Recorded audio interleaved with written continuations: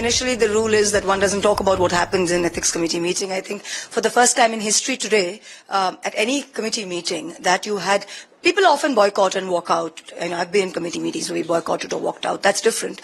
But you had 5 members of the committee. There were only 11 people present. 5 members of the committee walked out in protest and boycotted the proceedings at the chairperson's behavior. It was anything but an ethics committee. It was the most unethical hearing possible, where the chairman came with a pre-written script from which he was reading out, which contained the most disgusting, invasive, private details about my personal life, which had nothing to do with the hearing whatsoever.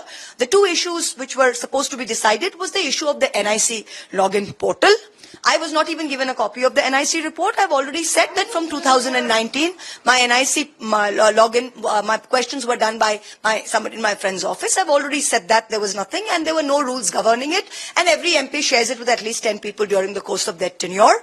So we said that was the issue to be decided. Number 1, what were the rules around it? What rule have I broken, if any? That's it.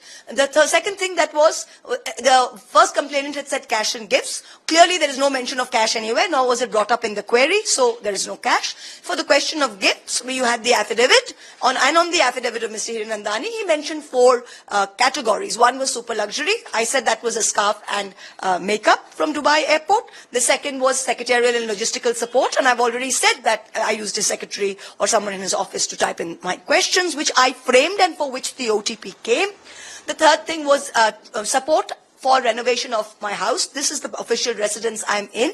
I've already said that his team provided the architectural drawings and the Vastu compliance for the house, which CPWD contractors and CPWD engineers did. CPWD paid for the house. Nobody spent a penny. The fourth thing was travel expenses. These were the 4 categories in the affidavit, paragraph 12. And I already said that the travel expenses, that when I went to Bombay, he gave me a car and driver, and when I've been to Dubai, he's given me a car and driver. That was the subject matter of the inquiry. The chairperson insisted on asking the most cheap, sordid questions about my personal life, including who do you talk to at night? How many times? Can you give me those call details? Have you been to a hotel with X? Have you stayed there? Where have you been in the last 5 years? Where all have you been? I mean, then he says, you call so-and-so a dear friend. Does his wife know about this? And he mentions the wife's name.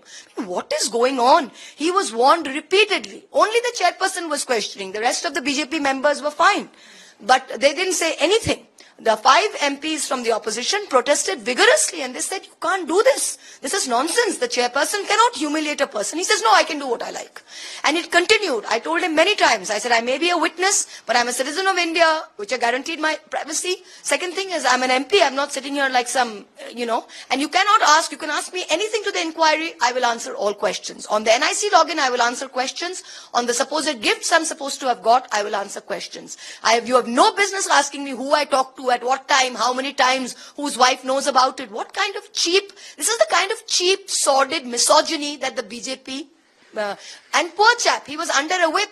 He didn't even, every question he's reading, not one question could he speak because he had nothing to say.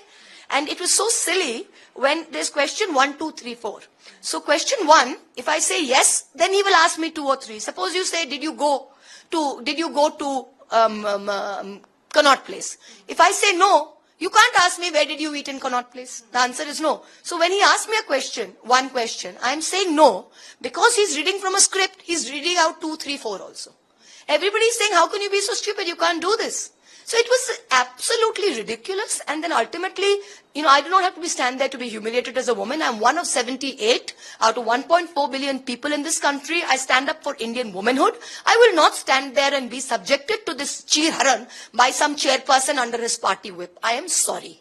Right? And all 5 of the opposition members said, we will not be a part of this Vastraharan. They walked out. I placed on record saying that I am boycotting this on protest at your line of questioning. And I have written to the Lok Sabha Speaker saying I will give my affidavit on any question relevant to the inquiry. Cannot be relevant to the inquiry who I am talking at 11 o'clock and 1 o'clock in the morning and where I am going in my personal life. So that is very clear. You have already written to the Lok Sabha Speaker. That's correct. Any other steps that you plan to take? No, I've written to the speaker. Let's see what what the next step is, because there's no way I'm going to be subjected to this kind of public vastrahan. There's no way. And I can only thank the other MPs who objected to this and walked out. First time in history, I think, that people have walked out and spoken to the media. They were so outraged. You know, normally when we come out of committee proceedings, nobody speaks to the media. For the first time, all 5 opposition MPs said, this is nonsense. Expel us if you must, but we have to say what went on. So that was a real show of solidarity. This is the first time I'm speaking. I didn't speak outside the parliament. All the other MPs spoke. So I would place on record that this kind of sickening misogyny, which they're subjecting, this prejudice, unethical behavior in the name of an ethics committee, is a farce.